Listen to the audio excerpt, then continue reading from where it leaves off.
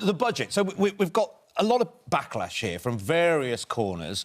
The farmers are threatening to go on strike, so they're going to hold food back if this continues, because the changes to inheritance tax, it affects their land, and this is something that I know Ed and talked about yesterday on the show, which has now been covered by so many of the press this morning. Charities, I mean, that's quite a big thing for charities to come out and say it's going to affect them. I mean, you know, that's... You know, Age UK have said that, you know, this is going to be really reduce our capacity to support older people. RSPCA said it was facing an additional tax bill of more than £1 million a year. Presumably that's for employees. Yeah, absolutely. For their employees, yeah. You know, and there was also a lot of people who were employers of small businesses feel like they're now going to be the villains to their staff, that they have to raise national insurances. They would have been expecting some backlash. On the whole, Caroline, do you think this has gone well for Labour? Look, it was never going to be easy, because let's look at what we inherited. I mean, a legacy of debt. The debt that the Labour government inherited was the equivalent of about 99.5% of GDP. So imagine all the money that we spend in any one year, 99.5% of that we're spending on dealing with our debt. That was a massive legacy, and it was never going to be easy, this budget. And don't forget, the last government, in the few months running up to that election, had a 2% cut in national insurance for employees. So they did that without any idea about where they were going to get the money to pay for that. And whilst there's people quibbling about how big the black hole is, it's definitely for sure about 10 billion of that is a black hole, and that's confirmed by the OBR and others. So it was going to be difficult. So where do you find the money?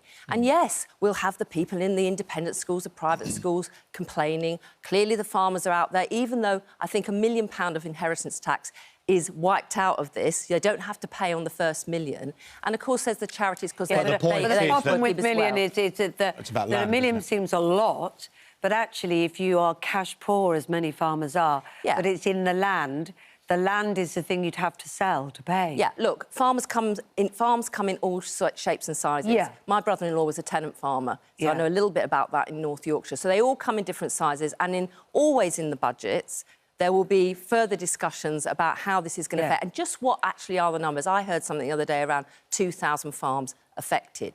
But we have to deal with... Rachel Reeves has said that, yeah, so you know, and there'll be more work done on that, Kate. But the fact is, we've inherited a massive legacy of debt from the previous government, who had 14 years to sort out the problems. Clearly, the money in the NHS, and I'm sure we'll hear more about that later, it's not about money, it's about reform as well. But the truth is, she said in her own words, it's tough, I know. This is about her wiping the slate clean, rebooting. What is clear, and although there have been some jitters, thank goodness it's not been as bad in the mini-budget fallout in 2022, she will now have to own this, because this is her budget. Nadine's desperate to come in. Nadine, this is an inheritance of austerity and 14 years of Conservative government, isn't it? No, it isn't. I do remember that during the last years of the Conservative government, we not only had COVID, the pandemic, but we also had Putin invading Ukraine, which also cost us a lot of money. But, you know, Liz Truss, I will admit, it was a car crash. This is a car crash happening in slow motion. Overnight, we've seen the cost of borrowing go up. The pound is beginning to plummet. The fictitious black hole, which Rachel Reid talks about constantly. That, well, I'll tell you what is a black hole, and you touched on it there, Caroline, is the NHS, which is pouring billions into without reform. So we won't see... No one will see any benefit for that. Some people are saying, well, yeah, I don't mind the money going to the NHS as long as we see the benefit. Yeah, but there is going to be reform. You'll be waiting a long time to see that happen. Well, it didn't happen for 14 years, that's for sure. Well, Caroline, it's, you know, today, it's the newspapers today, it's saying the cost of sickness in the UK is going to continue... Under the Tory government for 14 years. No, Caroline, it's about to continue to escalate to 2019. Because you didn't do anything about it? 2019. Caroline, we got more people off sickness benefit during the last 5 years of the Conservative government than Labour did in its entire 13 years that it was in power, or however long it was. It's still huge, though. It's nearly 50%. Of the welfare, and that is a change. Well, we did have the pandemic, and a lot of people... But in a lot of other countries, we weren't the only ones in the world having the pandemic, but in a lot of other countries that are equivalent to ours, the number of people who went out of work and were affected by the pandemic sickness, the levels have gone back up in terms of work. What we haven't seen in what is nearly 5 years, is the people who did go on to sickness benefits returning to work, and that's not happening. And there's something wrong and broken in the welfare system that actually, for many of those people with the right support who could be working, they're not returning to work. And particularly, really worrying in this is the age profile. We've got more younger people of working age stopping work or not even entering really into the work market because they're off for mental health and other issues. That's now going to get worse as a result of the budget. That's about to get worse. You know, it may not look like it, but yesterday I was sat in my hairdresser's, who runs a small salon, not even an eighth of the size of this studio, employs a number of hairdressers, and he was distraught about the fact that the National Insurance employers' contributions that he's now going to be dragged into.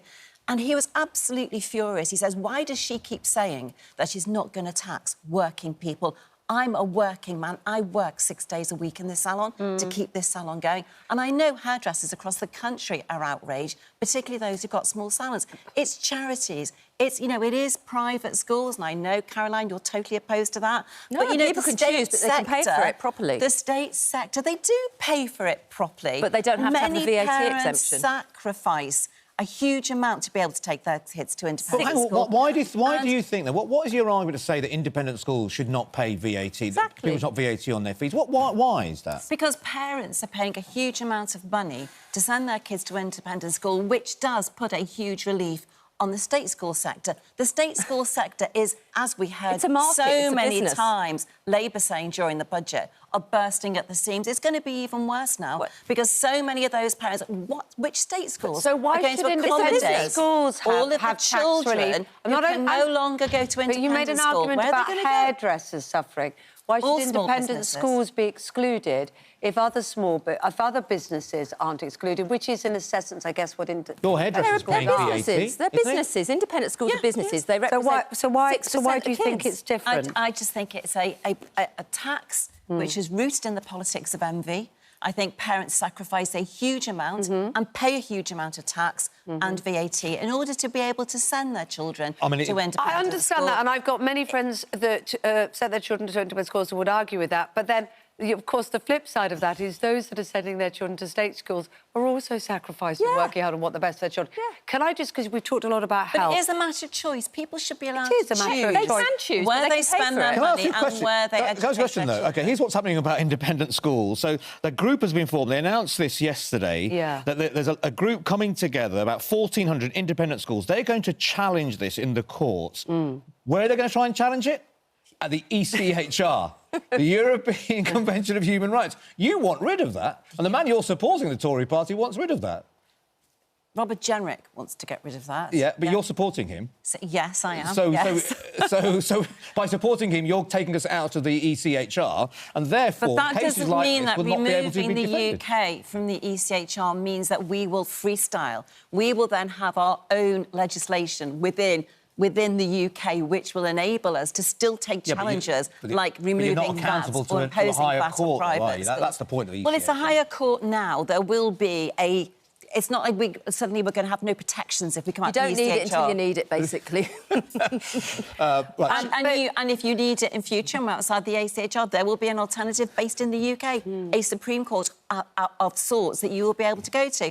But I'm sure your point wasn't so narrow as to say, you know, Robert Jenrick's getting rid of the ECHR. Lord Panic, who's taking the independent schools, who's representing them and taking them to court, I hope he does a good job. I hope he wins. He's the best KC in the land. I hope he wins. But he'll need the ECHR. Is that bad for the government? Pernicious tax. Is that...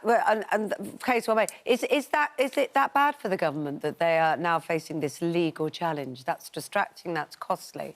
Look, I mean, I think it was bound to happen, and probably they'll be particularly on the independent schools thing, because I think, obviously, clearly they've got away for years with having, you know, special status. Other businesses that provide things that people say, health and other things that they really want, don't necessarily have that access. And for me, it's a sort of about... It is a business at the end of the day, and apparently they are Come on, going... Caroline, if this was a good budget, we wouldn't be having this discussion now. Listen, the newspapers would have been every budget. at least complimenting this budget in some degree. Well, actually, since the IMF the have budget complimented has it, been actually. announced. Oh, yeah, and we've seen today, haven't we, the photographs of Rachel Well, a lot of the Reid papers are on the schmoozing the right IMF side in of politics. Washington. They're right-wing, aren't they? Yeah, So exactly. there's And not also, many that's going to look, come out in favour. the truth is there will always people who will be unhappy about this. I've been reading about different people's situations. Say, I don't like this, but I can understand this. You know, people also do want their public services supported, and that's not just a blank cheque. That has to come with reform. And West Streeting's in the process of actually creating a new plan around the NHS. Well, let's see it. He's had years. They've had years to tell us what the plan is for the NHS. They're in government and they still can't tell us what the plan is for the NHS. What is it? 14 years, I have to say, of your party running the country did not bode well for either the NHS, for crime. We didn't have prisons built, Caroline, didn't get hold of nonsense. migration, and actually As mental health minister, I had £3.2 billion to spend. That's nonsense. The mental health, that's a whole discussion about how that is underfunded, is the poor relation when it comes to spending in the NHS. Do you know why? Because we don't tackle the problems of too many people going into our hospitals and not being prevented from going there in the first place. Somebody at the coalface is right here. Dr. Amir, look, lots of points made there, very interestingly, by Caroline and Nadine. You looked at that budget from the point of view of being an active GP and working in hospitals. What are your thoughts of where that leaves both the consumers of the health service and those working in it? So I think there's welcome news in terms of the amount of money given to the NHS, that £22.6 billion. The vast majority of that is going to secondary and tertiary care, so hospital care. Right. GPs are the bit of a losers in this scenario. We are independent businesses. We hold contracts with the NHS, but we have a lot of employees, and the vast majority of the money that we get through the NHS is given to our employees. So this national insurance tax will hit us hard. So it's going to hit the person that the government is trying to make sure you get to see more often, the GP. Yes. Well, we're the it's people... going to cost more for those GP practices. It certainly is. We're already on very tight budgets. We want to give whatever money we can to frontline services to see more patients. When primary care is done well, when patients are seen and managed in the community, the NHS saves money. The minute patients enter hospitals, costs rise exponentially. And by doing this, by not exempting GP practices and social care from these rises in national insurance, they're really making us pay the price for it. I understand there's talks going on, so we may still get exempt, we may still get that money funded, but we really need it. If patients want to see their GP, if we want to do primary care well, which is something West Streeting promised, we need this fully funded. And what about social care? Lots of accusations in the papers of it being lacklustre, the provision so far since. Yeah.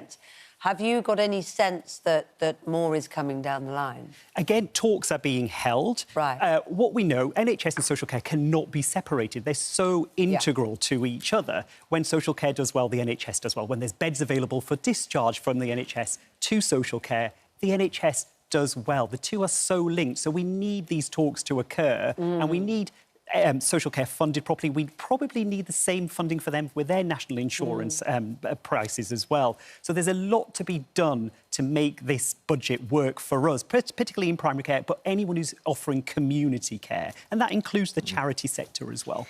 Can we talk about... oh, sorry. No, I was only just going to say, Jeremy Hunt, a former Chancellor and former Health Secretary, was on the programme yesterday, and when that was sort of probably one of the last times that he said he was going to be interviewed in that position.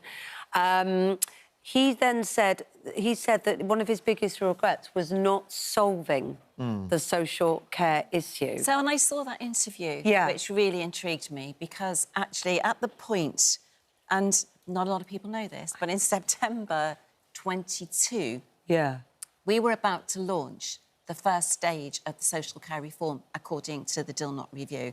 And it would have cost £1.2 billion.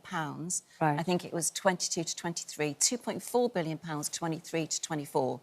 And the first thing Rishi Sunak did when he became Prime Minister was, within weeks, and it was on the front page of the Times newspaper, within his first 2 weeks, he cancelled it, he stopped it. He became and was Prime that Minister when Jeremy Hunt was Chancellor? Yeah, was, Jeremy Hunt's just become become Chancellor. And they stopped it.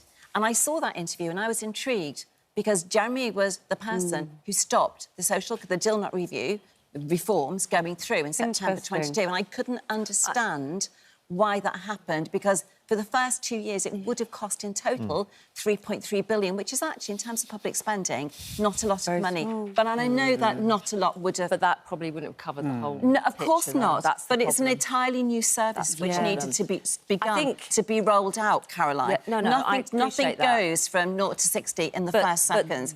And I had no understanding why Jeremy was saying to you his concerns that because he was the person who cancelled it. Because they write their legacy. I think what really needs to be sorted here, and I've been in this place before, the last Parliament I was an MP of, actually with Liz Kendall and Norman Lamb, we actually tried to pull together a cross-party coalition for coming together for all the parties to address this. Now, I've heard that Keir Starmer has said or indicated, and I think possibly Wes as well, but I don't want to misquote anyone, that they are looking at a more cross-party, less partisan approach to this. I absolutely believe that has to be the way forward. A bit like establishing a pension system. Unless you've got buy-in, from anyone, that's what we tried. You need to do. I'm delighted to hear that because that's what we tried to do, and Labour did not want to enter into discussion. So I'm delighted to hear that. Let's move on. I suppose one of the things that NHS are going to have to look at is what they're going to spend their money on. And, Wes Streeting has already talked about, that they're going to spend money on weight loss drugs and jabs.